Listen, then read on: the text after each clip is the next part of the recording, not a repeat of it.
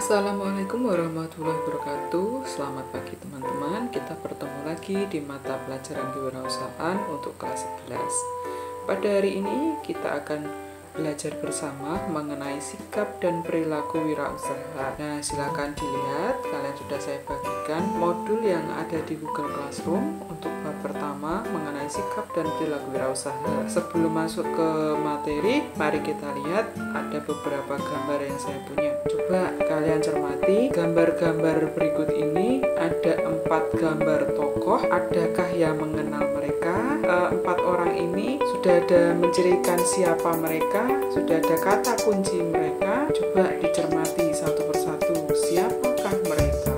Mari kita bahas satu persatu, siapakah mereka. Nah, inilah siapa mereka. Yang pertama, pada gambar pertama ini, dia adalah Ali Muharram. Dia adalah pendiri dari Makaroni Ngehe. Mungkin kalian di sini sudah beberapa kali menikmati Makaroni Ngehe, tapi belum tahu siapa pemilik brand atau usaha dari Makaroni Ngehe. Kemudian di sini ada Dea Valencia. Mungkin kalian sudah mencermati apa yang menjadi ciri khas dia.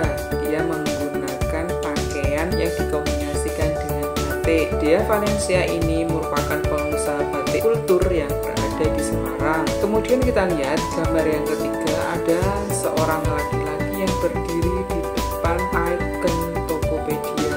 Nah, ini dia, namanya William Taniwijaya. Dia adalah pendiri Tokopedia. Tokopedia ini dulunya hanya perusahaan kecil, lebih sering disebut dengan startup. Kemudian sekarang ini sudah berkembang. Mungkin dari kalian merupakan salah satu konsumen tetap dari Tokopedia. Nah, untuk yang terakhir ini, dia adalah Ahmad Zaki. Nah, Ahmad Zaki ini merupakan pendiri dan pemilik dari bukalapak.com. Mungkin kalian sering melihat iklannya di TV maupun di radio ataupun di platform-platform digital seperti itu. Keempat orang ini merupakan contoh dari pengusaha muda dan sukses yang ada di Indonesia. Mungkin suatu ketika kalian bisa menjadi seperti mereka untuk menjadi seorang pengusaha muda yang sukses di bidang masing-masing. Hakikat kewirausahaan. Wirausaha ini berasal dari kata wira dan usaha. Wira itu berarti orang, laki-laki yang gagah dan berani. Sedangkan usaha adalah bisnis atau kegiatan berdagang. Nah, dari dua kata ini, wira dan usaha ini, kita bisa membuat satu padanan kata yang bernama wirausaha. Wirausaha merupakan orang, laki-laki yang berani berusaha secara mandiri dengan mengerahkan segala sumber daya yang dipunya dan dalam upaya memanfaatkan peluang. Nah, di sini seorang wirausaha itu dia berusaha untuk memanfaatkan peluang menjadi sebuah keuntungan. Mungkin di antara kalian besok setelah lulus dari sekolah mencoba untuk menjadi seorang wirausaha. Kemudian, kewirausahaan memiliki arti gabungan ilmu pengetahuan, kepribadian atau sikap, keterampilan, profesi, seni, naluri, dan impian dalam memanfaatkan peluang untuk mencapai keuntungan. Jadi nanti konsep ini kalian pahami dengan baik, wirausaha dan kewirausahaan, agar nanti kedepannya kalian bisa membedakan. Apa sih tujuan dari kewirausahaan itu sendiri? Yang pertama, mempersiapkan bekal masa depan. Nah, di sini kewirausahaan nanti akan memberikan beberapa wawasan kepada kalian. Nah, di sini kalian bisa membuat satu usaha dengan memanfaatkan peluang-peluang yang ada. Mungkin modalnya kecil tidak apa-apa. Kalian mencoba untuk menjadi seorang wirausaha. Silakan ditekuni, dikembangkan dengan inovasi dan kreativitas. Kemungkinan di masa mendatang akan menjadi usaha yang semakin baik dan semakin berkembang. Kemudian tujuan yang kedua yaitu mempersiapkan agar memiliki kecakapan dalam berkarir. Kemudian tujuan kewirausahaan yang ketiga yaitu memberikan ilmu untuk bertahan hidup. Di mana dalam wirausaha ini kalau kita bisa memanfaatkan peluang, insya Allah kita bisa mendapatkan buah keuntungan meskipun sedikit apapun itu. Misalnya kalian punya keahlian di bidang usaha perjalanan wisata, bekerja ada di daerah-daerah yang berpotensi memiliki potensi wisata yang baik, bagus, mungkin bisa kalian kemas dan kalian buat dalam sebuah tour planning seperti itu. Nanti bisa kalian sampaikan ke masyarakat. Peluang seperti ini bisa mendatangkan sebuah keuntungan kecil yang nantinya lama-kelamaan akan berkembang menjadi keuntungan yang besar. Kemudian tujuan yang selanjutnya yaitu mewujudkan kesuksesan di dunia kerja, memajukan perekonomian Indonesia. Nah, dengan kewirausahaan ini mungkin kalian bisa mencontoh beberapa wirausaha sukses. Kalian bisa mengambil kiat-kiat sukses dari mereka untuk memajukan perekonomian. Meskipun kecil peran serta kalian, tapi itu sudah sangat membantu perekonomian di negara kita. Tujuan selanjutnya yaitu meningkatkan pendapatan keluarga. Nah, ini mungkin kalau kalian hanya bekerja biasa, terus kalian punya sambilan usaha-usaha kecil, mungkin lama-kelamaan keuntungan itu akan datang dengan sendirinya. Mungkin kehidupan kalian akan lebih baik dari kehidupan yang sebelumnya.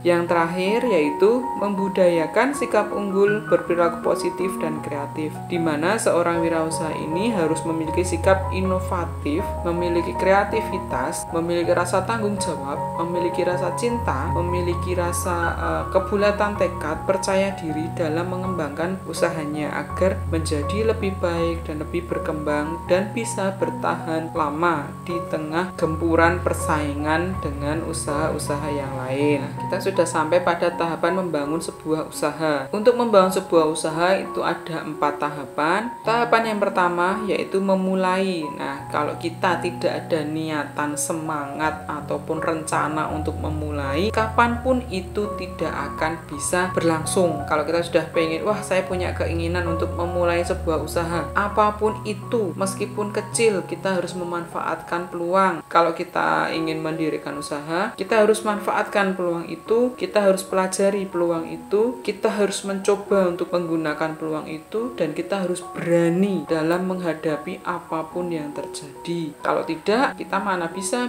menjadi seorang wirausaha sukses. Kemudian, kalau kita sudah memulai, berarti kita harus melaksanakan ide-ide yang sudah kita buat, melaksanakan gagasan-gagasan yang sudah kita buat, melaksanakan apa yang menjadi mimpi kita untuk diwujudkan dalam sebuah usaha. Kalau kita sudah melaksanakan sebuah usaha, kita sudah mencoba melaksanakan usaha, nah kita harus bisa mempertahankan usaha tersebut dari persaingan pasar. Nah, kalau kita lihat usaha-usaha yang ada di pasar sudah banyak sekali, tetapi kalau kita sama dengan yang ada di pasaran, kita tidak akan bisa bertahan, kita tidak akan bisa berkembang. Tetapi kalau kita bisa memanfaatkan peluang, kita bisa menggunakan kreativitas dan inovasi kita berani dalam mengambil keputusan, kita bisa mempertahankan usaha kita. Mungkin misalnya usaha kalian lama-kelamaan kok mengalami penurunan omset, mengalami penurunan pendapatan. Nah, kalian harus belajar apa yang menjadi penyebab itu. Kenapa usaha kalian bisa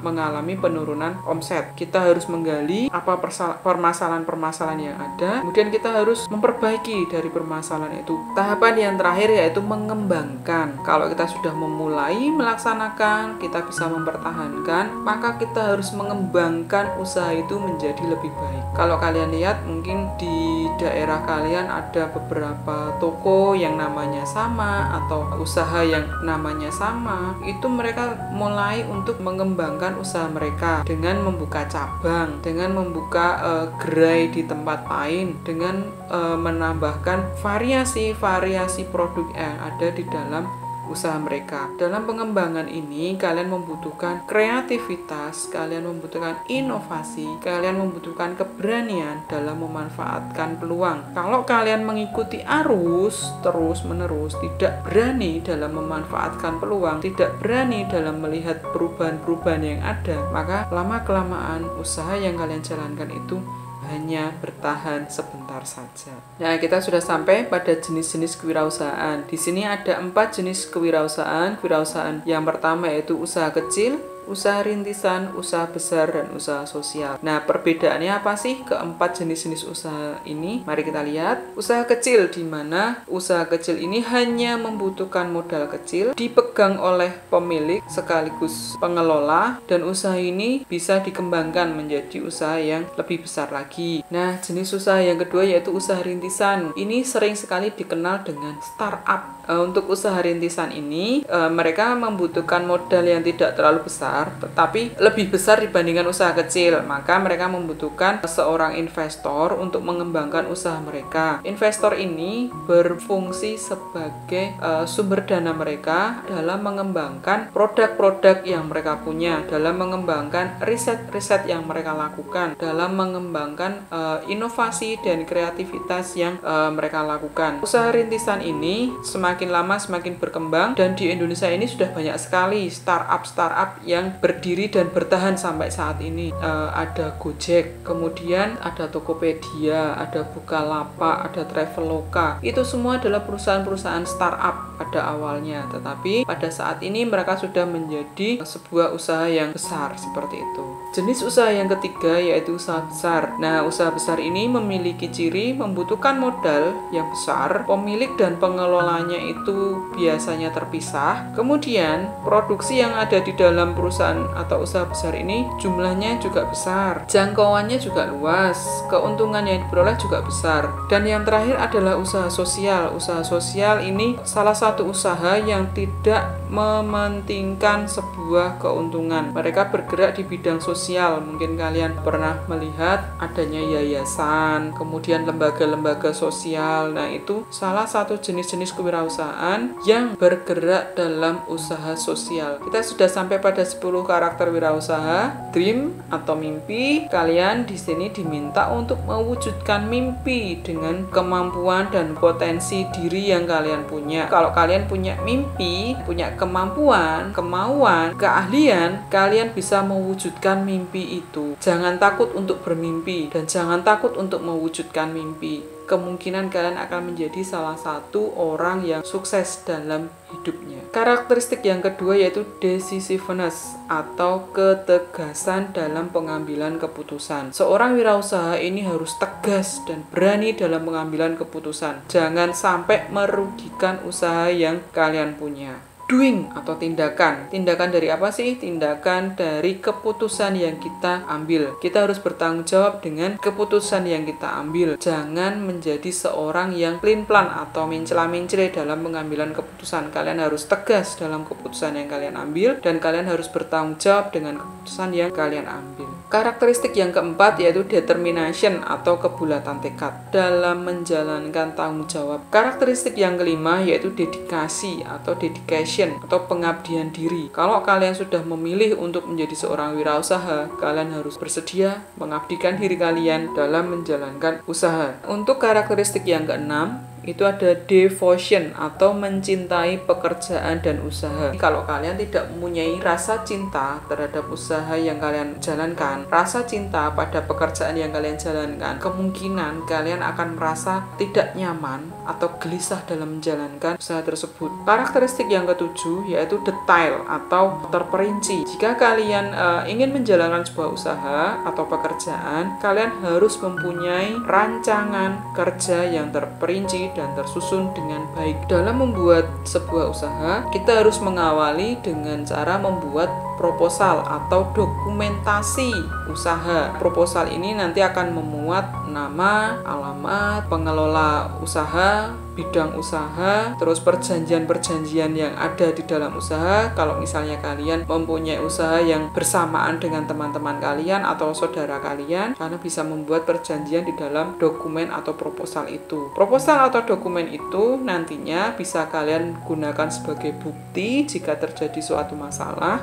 Karakteristik yang ke-8 yaitu destiny atau keberuntungan. Keberuntungan ini juga menjadi salah satu faktor yang tidak bisa kita prediksi dalam menjalankan sebuah pekerjaan atau usaha. Karakteristik yang ke-9 yaitu dolar. Nah, dolar ini identik dengan uang atau modal. Kita harus membuat sebuah perencanaan dan perputaran modal agar usaha kita tetap bisa berjalan dan bertahan serta berkembang dari usaha yang awal pertama kali kita buat atau rencanakan. Karakteristik yang terakhir yaitu distribute atau distribusi. Nah, seorang wirausaha sukses itu bisa membagikan ilmu dan pengalaman kalian kepada orang lain bagaimana menjadi seorang wirausaha yang sukses dan bisa mengembangkan usaha kalian. Nah, ini sedikit penjelasan dari saya terkait dengan hakikat kewirausahaan, di mana kelak nanti kalian bisa mengetahui konsep dasar wirausaha. Wira tadi adalah seorang laki-laki yang gagah berani, kemudian usaha adalah bisnis atau kegiatan berdagang, dan untuk wirausaha sendiri adalah seorang